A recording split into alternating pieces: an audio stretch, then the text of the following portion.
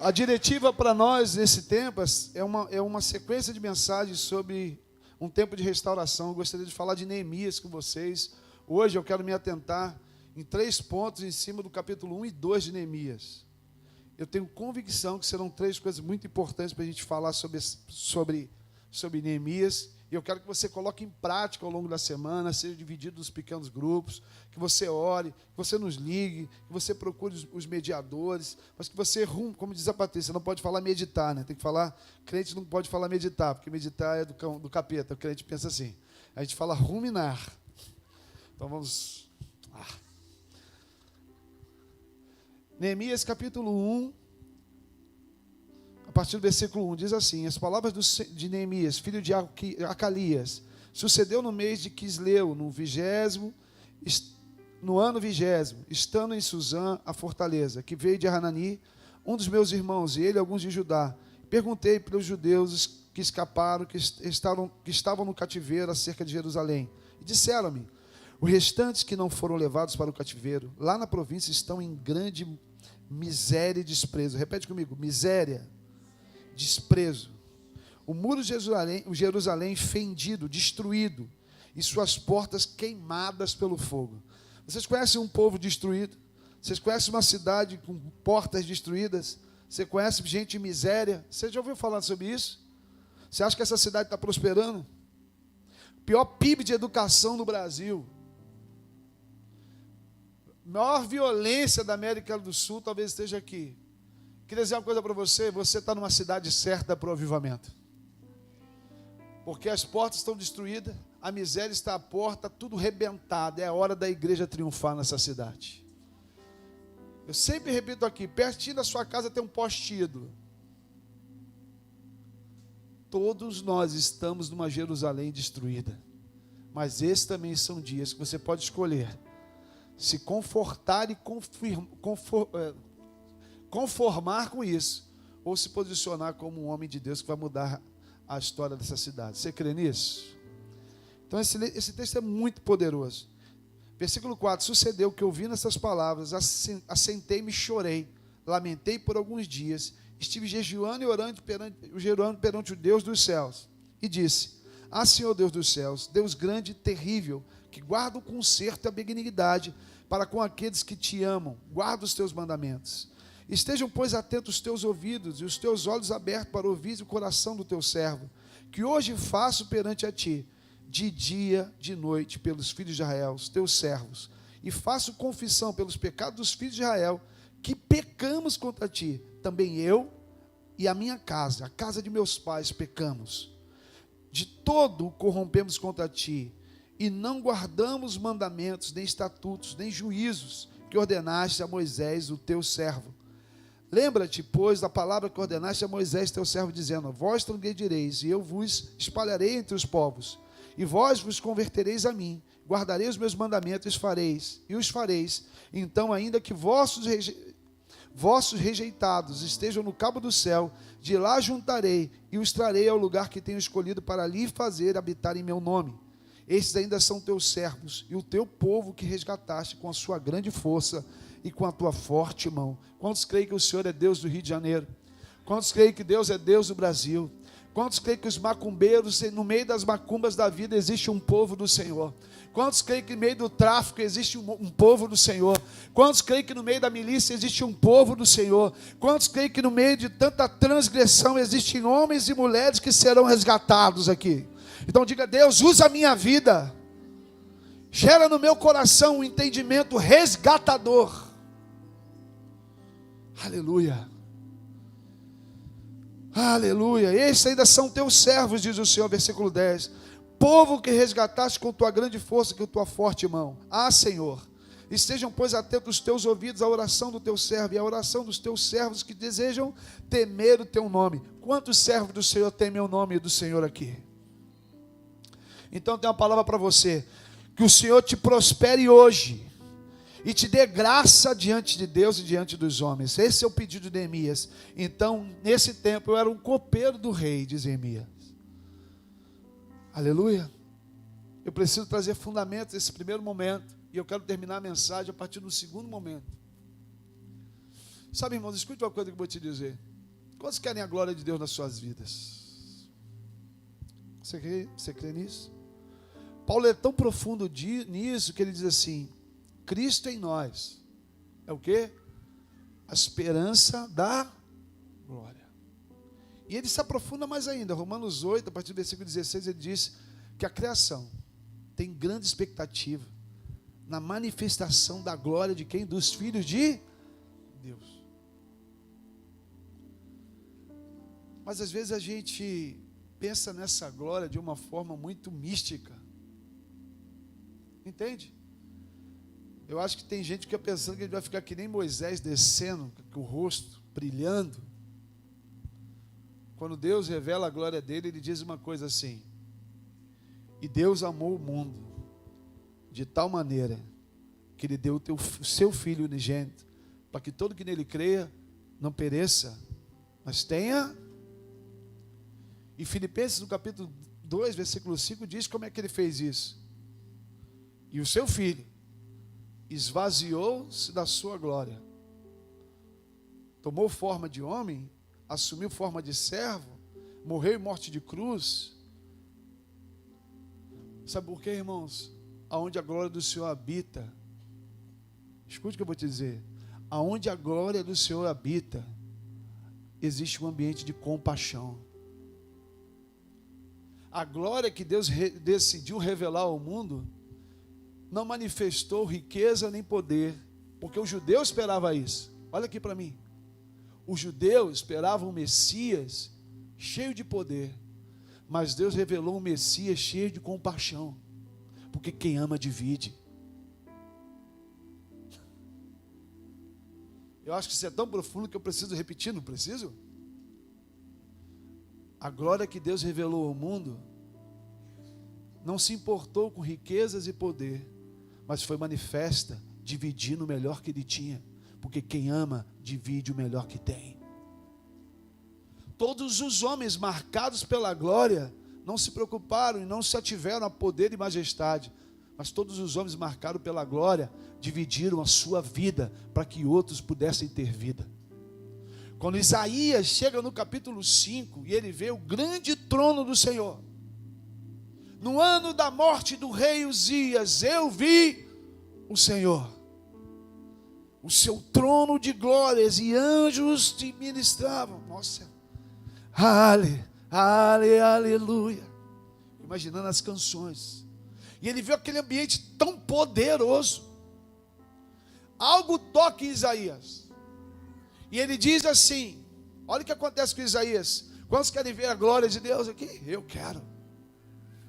Mas ele diz algo fantástico. Isaías, até o capítulo 5, era um crente que criticava o Deus e o mundo.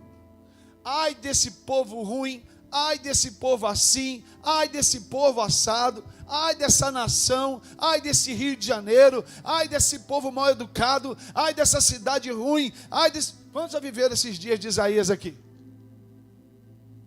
Eu sou visitado por Isaías capítulo 5 toda vez que eu volto do sul.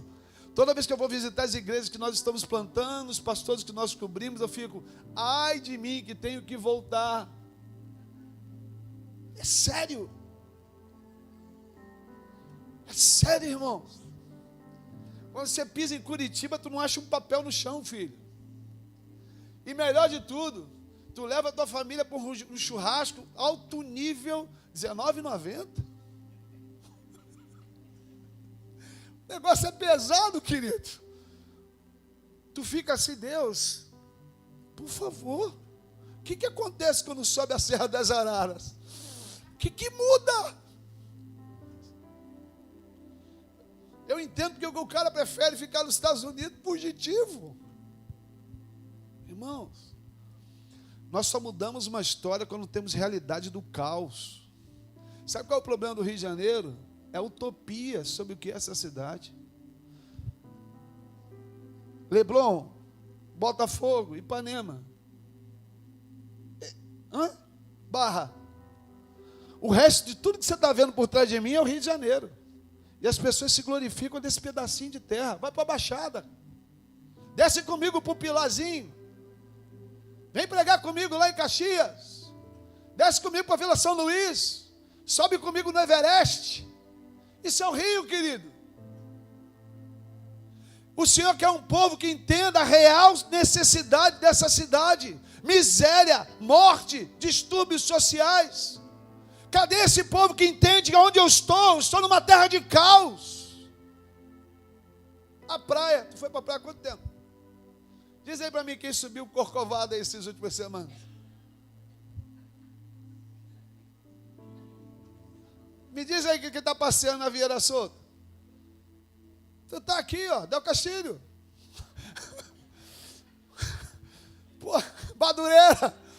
O que é Madureira? Um ambiente, nunca, ó, vai em Madureira, você percebe o que é mundo espiritual. Quem não está ouvindo? Pum, pum, pum. Tu já até acostumou com a guerra. Sabe que é a minha preocupação é se acostumar com guerra. O que essa palavra vai promover em você? Eu quero essa noite que o Espírito nos posicione. Que a gente desperte. Mas se você não ama a sua cidade, claro que eu amo, mas isso aqui para mim é uma missão. Eu queria estar cantando aquela música do Lulu Santos, não se escandaliza não.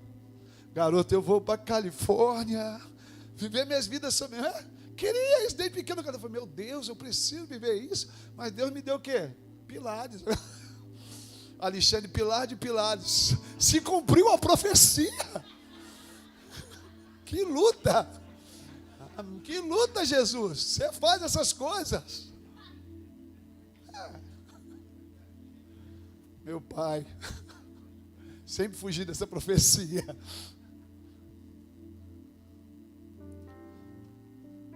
Quando Isaías vê a glória, ele diz: Senhor, olha aí que coisa linda. O Senhor se manifesta a Isaías e diz assim: quem vai dividir comigo a minha missão? A quem eu posso enviar? Isaías, agora cheio da glória de Deus, diz assim: eu me dou por essa causa. O que me impressiona em Neemias, escute a coisa, olha a coisa linda. Ai! O que me impressiona em Neemias é que ele não precisou ver o trono para entender a glória de dividir. Irmão, você quer saber se a glória de Deus habita em você? Me diz o quanto você se importa com a miséria que te visita. Você quer saber se você tem o Espírito Santo? Não venha me impressionar com línguas, rajada de glória, pula para lá, cai para cá, manto mistério, voadora.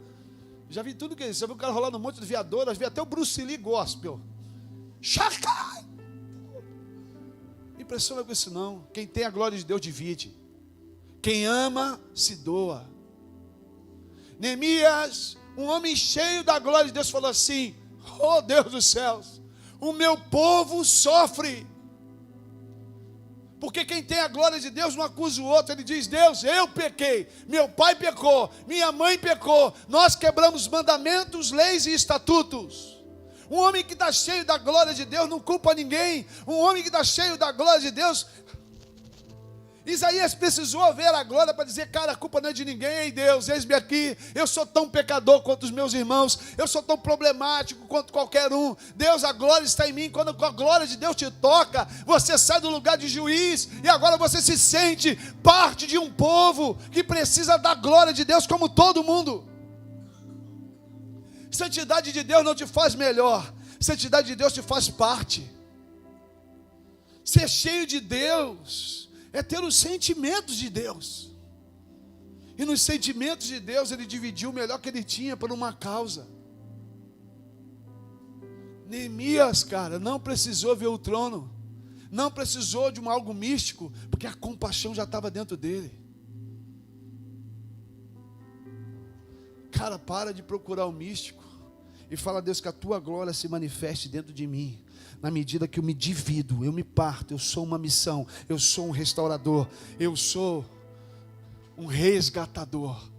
Eu não posso me conformar com quem tem fome, eu não posso me conformar com quem não tem onde dormir, eu não posso me conformar com 180 tiros em alguém, sei lá, quantos 80 tiros numa pessoa. Eu não posso aceitar, eu não posso. Eu profetizo em você uma inconformidade da glória. Eu profetizo, você sabe, em partir do coração de Deus. Sabe o que por favor, Entende que você está cara, você entrou num lugar com uma palavra, sabe, que vai perturbar você, cara. Não dá. A gente tem uma prática, tudo que me pede eu dou. O cara bate no meu carro e fala, não, aí tem nego que fala, não, vai usar para crack, vai usar para não sei o que. Irmão, meu papel é dar. Deus não disse para quem eu tenho que dar, Ele disse para dar. Eu dou. O que Ele vai fazer com isso, o problema é dele. O meu papel eu fiz, toma.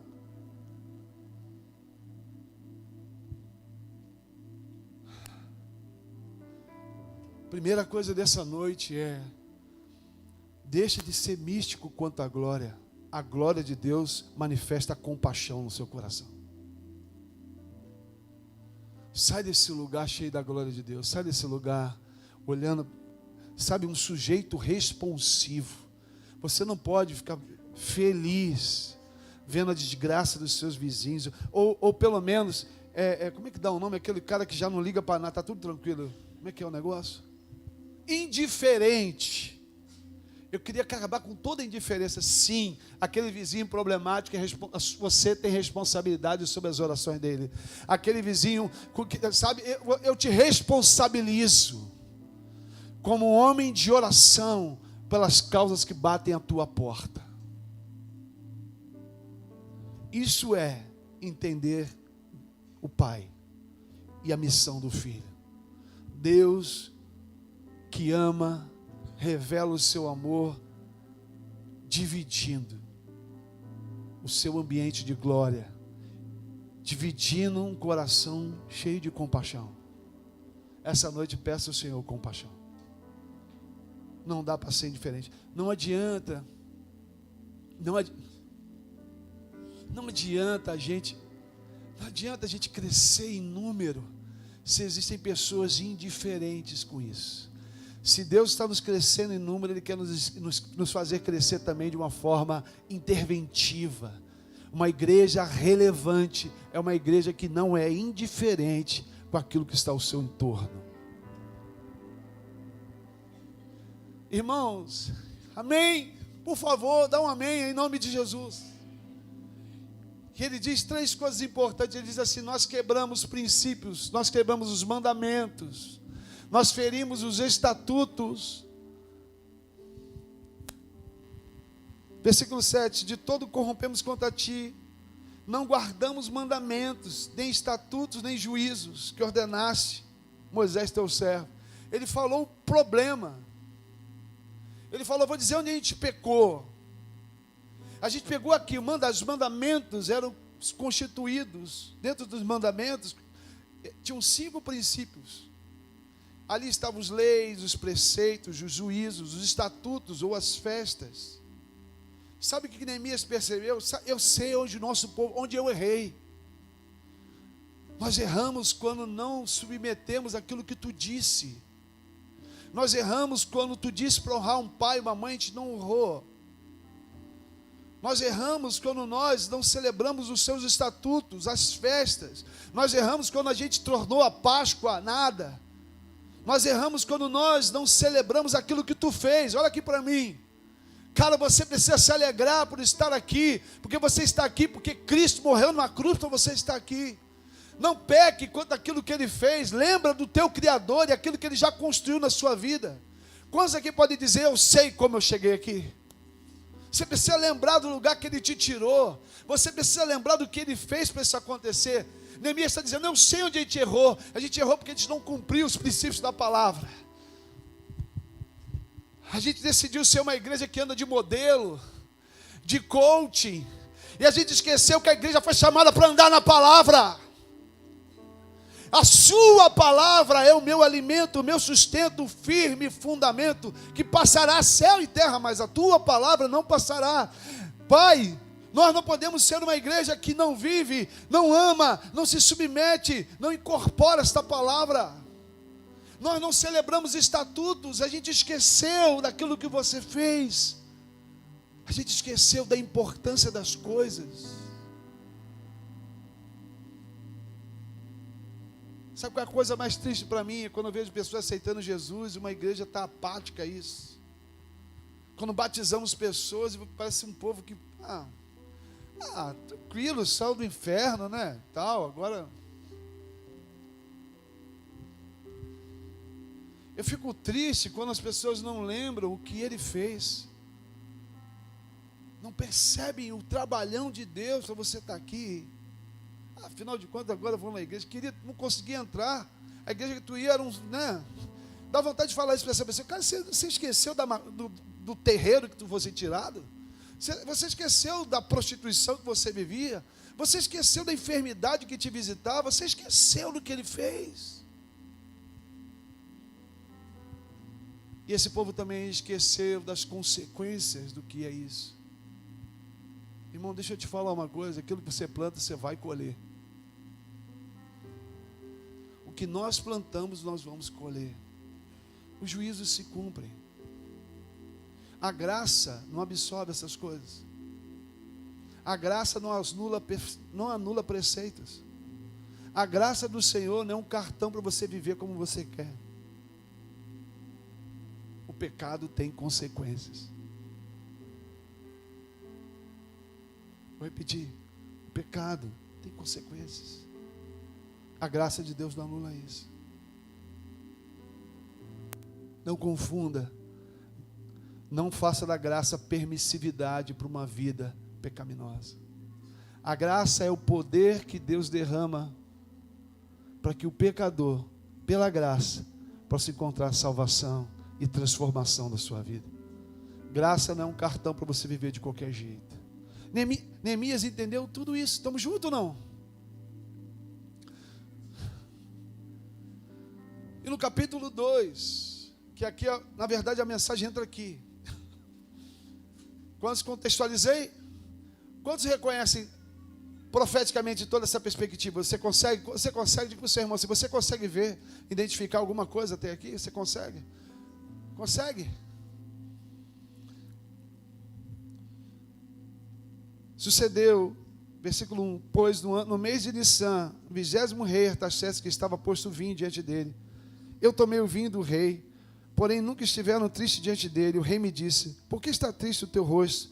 Pois não está doente? Não é isso, senão tristeza e coração? Então temi muito, de grande maneira, e disse ao rei: viva o rei para sempre. Como não estaria triste o meu rosto, estando na cidade, o lugar dos sepulcros dos meus pais, assolada, tendo sido consumida as suas portas. E o rei disse: que me pedes agora? Então o rei ao Deus dos céus, e disse, orei ao Deus dos céus e disse: se é agrado do rei, e teu servo é aceito na sua presença, peço que me envies ajudar a cidade dos sepulcros dos meus pais, para que eu a edifique. Então o rei me disse, estando a rainha sentada junto a ele: quanto durará a tua viagem? Quando voltarás? Aprovei enviar-me, apontando em um tempo certo. Disse mais ao rei: se ao rei parece bem, dei-me cartas para os governadores da além do rio, para que deem passagem até que chegue a Judá, como também uma carta para Asaf, ao jardim do rei, para que me dê madeira para cobrir as portas do paço da casa, e para o muro da cidade, para a casa de qualquer que houver de entrar. E o rei mais deu, segundo a boa mão de Deus sobre mim. Então vi os governadores da além do rio, vim aos governadores da além do rio, e dei-lhes cartas do rei. E o rei tinha enviado comigo os chefes do exército dos cavaleiros, exército e cavaleiros, e o ouvido de Sambalate, Oronita e Tobias, o amonita, lhe desagradou com grande desagrado que alguém viesse a procurar o bem dos filhos de Israel. Versículo 11, eu quero que você preste atenção aqui, muito importante. E cheguei a Jerusalém, estive ali 3 dias, de noite me levantei, e poucos homens comigo, e não declarei a ninguém que o meu Deus me pôs no coração para fazer em Jerusalém.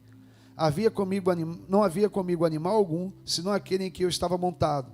E de noite saí pela porta do vale, para a banda da fonte do dragão, e pela porta do monturo, e contemplei os muros de Jerusalém, que estavam fendidos, e as suas portas que tinham sido consumidas pelo fogo. Amém? Existem 2 figuras importantes aqui. Uma das coisas que me chamou muito a atenção no livro de Neemias, a gente vai falar disso lá na frente, é no capítulo 6, versículo 8. você vai perceber que Neemias começa no 20º mês do ano no mês de Equilhato, eu esqueci aqui, me perdoe, mas me chamou muita atenção o seguinte: ele finda o processo no mês de Elu. Amém? O que é o mês de Elu? Você quer ler Neemias 6? Bota para mim Neemias 6. Se eu não me engano, versículo 8.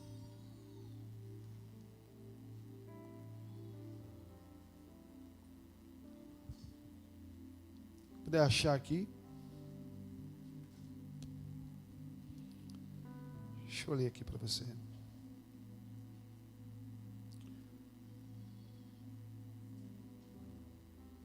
Versículo 15 e 16. 6:15. Acabou, pois, o muro ao 25 do mês de Elu, em 52 dias. Só isso. Ele começa em um determinado período e ele termina no mês de Elu. Mas o que significa o mês de Elu? A palavra Elu é um acrônimo. O que é um acrônimo? Você pega a palavra amor, por exemplo, a primeira letra A significa uma coisa, M outra. Essas 4 palavras, letras judaicas, hebraicas, elas têm uma representação. Elas significam eu sou do meu amado. Elu compreende o fim do inverno e o início da primavera. Então, no mês de Elu, a poesia hebraica diz o seguinte: nesse mês, o amado estará no jardim a nos esperar. É importante nós entendermos uma coisa assim profunda. Nesse mês acontecem marcas proféticas do povo hebreu. É nesse mês que Neemias reconstrói a cidade, os muros da cidade. É nesse mês que Moisés desce com as segundas tábuas. Depois que são quebradas, Deus reconstrói novamente as escrituras, os mandamentos, e Moisés desce também. É nesse mês também que Esther restaura, ela encontra o favor do rei. Então, para um hebreu, quando você fala do mês de Elu, ele pensa: esse é um mês de uma oportunidade que eu tenho para restaurar as coisas e me encontrar com o Senhor. Me encontrar com o Senhor e restaurar as coisas, melhor assim dizendo. É muito interessante, e agora eu quero chamar a nossa igreja, é muito interessante que nós estejamos concluindo um tempo novo, transitando para um lugar novo, num mês onde o Senhor diz: eu sou do meu amado, e eu quero me encontrar com você, eu quero restaurar coisas na sua vida. É muito profético para uma igreja que procura ouvir a voz profética, uma vida pastoral, mas se movimenta apostolicamente. Por que eu ensino sempre aqui? Porque Deus está falando com a gente que esse é um tempo favorável para restaurarmos as coisas mediante o encontro profundo com o Senhor. Eu sinto isso para nós. Eu percebo aqui, eu cuido de pessoas aqui, eu percebo que tem gente aqui que precisa ter um encontro. E é muito bacana isso no mês de Elu para nós como igreja, porque eu creio que essa transição também é uma transição na vida de muitas pessoas, de renovo de relacionamento com Deus. Renovo é um tempo que Deus quer, sabe, restaurar coisas perdidas. Recebe essa palavra, irmãos? Quantos aqui tem área na sua vida que você precisa ver a restauração, um conserto do Senhor? Quantos aqui estão aqui nessa noite que sabem que existem coisas que Deus precisa se apoderar na sua vida? Quantos precisam de uma mudança em algumas áreas? Eu quero. Porque é muito lindo. Eu quero dizer 2 coisas importantes. Olha para o teu irmão e diga assim: cuidado. O espírito de Sambalá e Tobias quer impedir isso. Antes de eu falar desse espírito, eu quero te falar de uma visão. Fala comigo, um homem de Deus, cheio da glória de Deus, precisa ter uma visão correta das coisas. Ao terceiro dia, eu falo muito sobre a figura do terceiro dia. Sempre aponta para a ressurreição, sempre aponta para a restauração, porque ao terceiro dia ele ressuscitou. Ao terceiro dia, uma vez ameaçado por Sambalá e Tobias, Neemias tem olha que coisa linda. Estamos juntos, irmãos?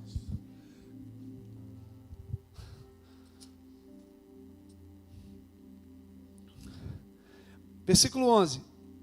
Cheguei em Jerusalém, estive ali quantos dias? 3, de noite Versículo 13, de noite saí pela porta, fala comigo, porta do vale, banda da fonte do dragão, porta do lixo ou montouro, contemplei os muros de Jerusalém, estavam o quê? Destruídos, suas portas tinham sido consumidas pelo fogo. Deus não deixou isso aqui à toa. Deixa eu te falar uma coisa, deixa eu te explicar o que é tudo isso. Eu oro para que o Senhor te faça ver a real situação das coisas.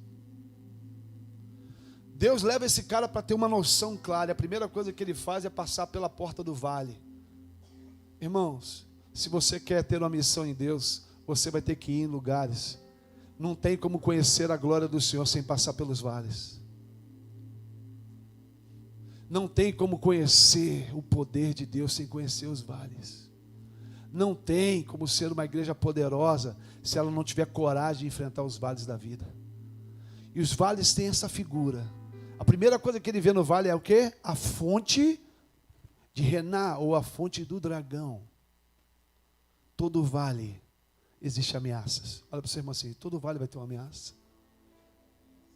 O dragão, a figura do dragão.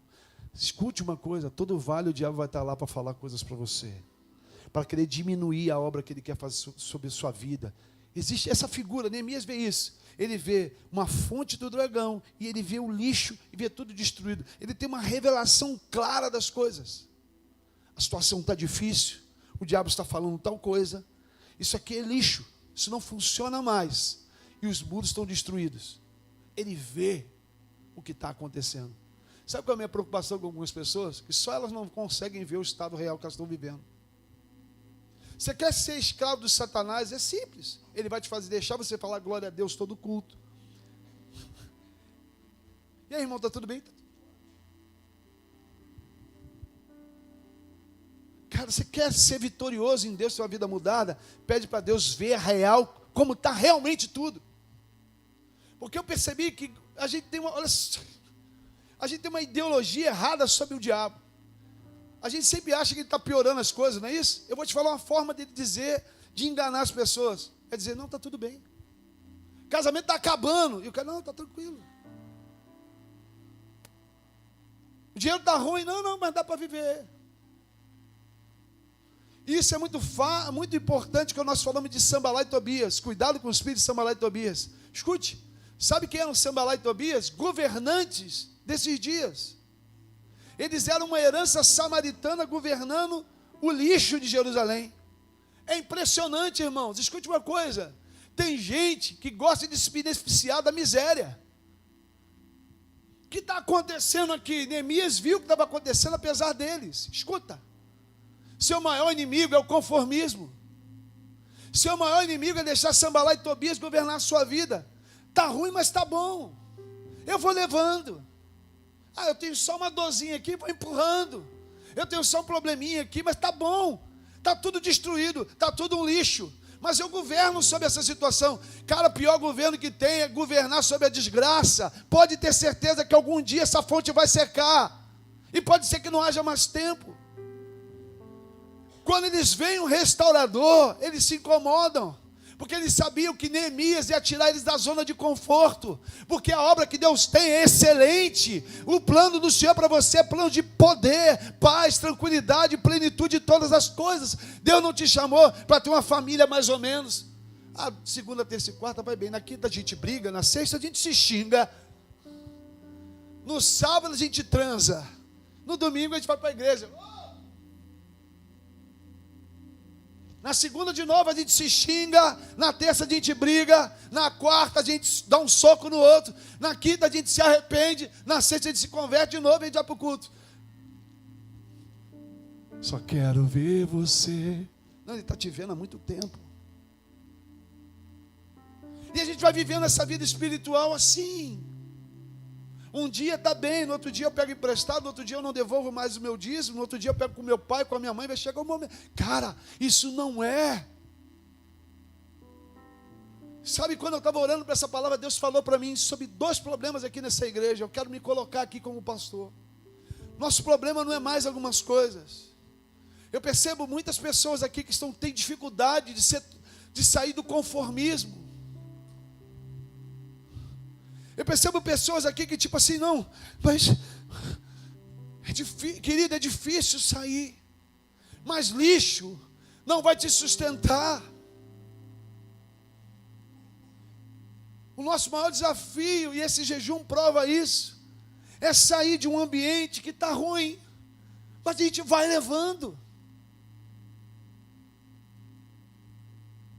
Não está bom, mas eu vou, meu caráter, de vez em quando eu digo uma coisa para essa igreja, a primeira coisa que o Espírito Santo falou comigo nesse texto, porque essa palavra de rema para nós, isso não tem a ver com a igreja do Rio, isso é uma palavra para ativar essa igreja, para o chamado que ela tem. Não dá para funcionar, fluir na unção que Deus tem preparado para nós, vivendo, sabe, de coisas que parecem funcionar, mas não funcionam. Outro dia eu confrontei o pastor Rodrigo para pegar esse ministério de louvor aqui. Eu falei para ele outro dia, cara, eu queria ter outros problemas com esse ministério de louvor. Eu não queria estar aqui discutindo se chega atrasado, se não cumpre, se não ensaia. Eu queria estar falando com eles, cara, qual é a agenda de vocês pela nação? Eu queria estar muito chateado com o ministro de louvor, assim, cara, pô, tá todo mundo chamando você para ministrar sobre as igrejas, arrume tempo para estar ministrando sobre a sua casa. Cara, o que tem sido liberado sobre a sua vida aqui, cara, não combina com esse espírito de conformismo, essa riqueza sobre a miséria. Ei, eu sei que nós conseguimos viver, e eu tenho me colocado nisso. Até falei para os pregadores aqui, somos nós. Nós podemos nos conformar com essas coisas, nós podemos até prosperar na miséria, mas eu queria dizer para você que não é esse o plano do Senhor para nós. Ele não nos fez andar pelo vale para ficar bebendo da fonte do dragão e entrar pelas portas do monturo. Ele nos deu, sabe o que, cara? A restauração completa de um muro. Pastor, do que eu estou falando? Eu quero dizer para você que as portas de todas as áreas da sua vida serão restauradas em nome de Jesus. Porque as cartas de Neemias hoje são escritas do Espírito no teu coração. Você precisa de entender que as cartas que Artaxerxes deu a Neemias para ter favor e benefícios, hoje é você onde você pisa. É você que é onde você vai. Você é o favor do rei. Você é o favor do rei para a sua família. Você é o favor do rei para a sua casa. Você é o favor do rei para os seus vizinhos. O que você está fazendo com essas cartas? Se acostumando com o monturo. Teu trajeto é do vale ao lixo, do vale ao monturo. Essa noite eu quero mudar o seu. Esse espírito precisa mudar. Esse espírito de conformismo precisa acabar. Está ruim, mas está bom, não existe. Muda a fonte. Para de beber na fonte do dragão. A maior estratégia de Satanás não é dizer que está tudo ruim. A maior estratégia de Satanás é dizer para você que está tudo bom. Está bom assim. Está bom como eu sou. Está bom aqui. Você sabe que teve líderes que falam assim, cara, você é louco. A igreja está tão linda. Está bom. Eu falei, está bom para você. Eu é que sei. Eu é que sei. Aonde o meu Salvador disse que nós vamos chegar. Eu é que vejo. Eu é que vejo pessoas e pessoas e pessoas sendo alcançadas. Eu é que vejo famílias. Eu é que vejo. Eu é que vejo. Eu sei que esse aprisco está pequeno para aquilo que Deus quer fazer. Isso para mim, ninguém vai me comprar nisso. Você.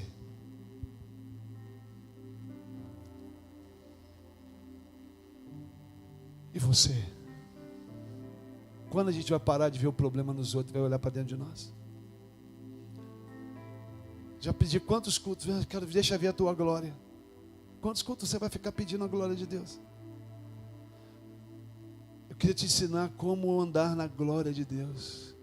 A glória de Deus precisa ser manifesta em você, na medida que você divide a tua vida pelo próximo. Em que você divide a sua vida? Eu poderia ficar aqui, irmãos. Está tranquilo. A igreja está cheia de noite. A igreja está cheia de dia.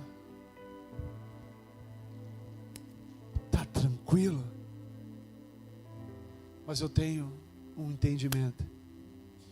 Aquele que começou a boa obra ainda está desenvolvendo ela. Isso aqui não é cumprimento, isso aqui ainda é desenvolvimento. Deus ainda tem muito mais, Ele quer usar a sua vida. Deus quer usar a sua vida. Deus quer usar você. No seu trabalho, na sua casa, onde quer que você pise, o que você faz com isso? Qual é a carta que eles estão lendo? Ah, esse é meu vizinho, não fala nem comigo.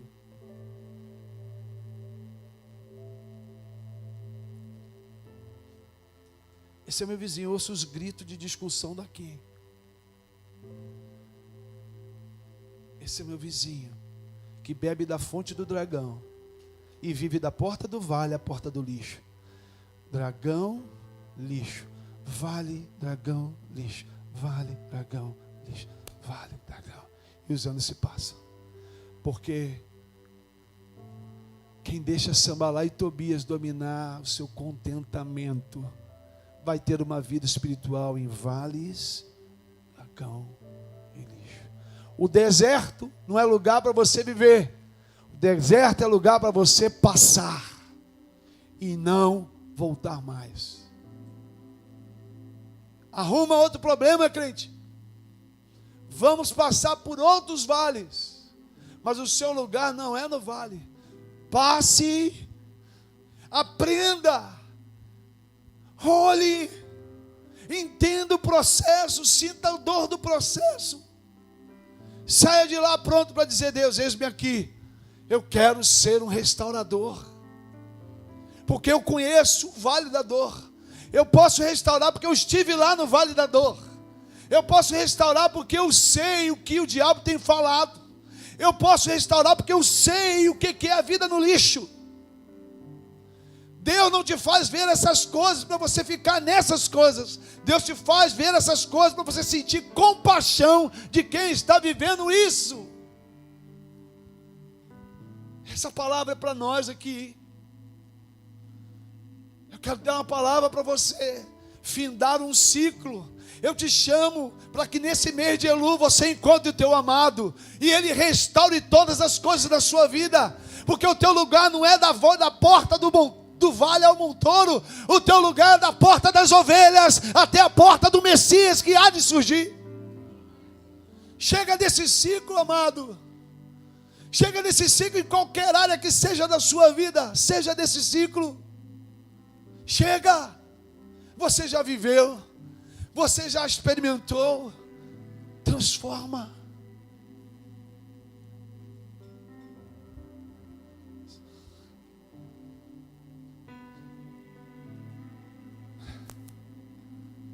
Sabe aquela palavra que vem assim? Puf.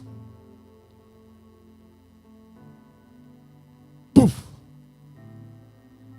Senhor, eu repreendo toda ação de Tobalá e Tobias em nossas vidas. Todo espírito de conformidade, contentamento com miséria, contentamento, acostumados com isso. Eu oro para que o Espírito traga você agora, sabe, é até difícil orar por isso, porque talvez isso esteja tão entranhado na tua mente que você não consiga ver, mas essa noite eu peço, Espírito Santo de Deus, leva o nosso entendimento cativo a esta palavra, para que a gente possa ver e reconhecer, e transformar e mudar das coisas mais simples às coisas mais complexas. Senhor, eu oro pelo poder que há na tua palavra, o poder que há na sua palavra, Deus. Senhor, em nome do Senhor Jesus, eu quero, então, eu disse, ó Deus dos céus, que nos fará prosperar, a nós, seus servos, nos levante e nos faça edificador. Deus, em nome de Jesus, eu faço a mesma oração que esse homem um dia fez. Levanta os teus servos aqui.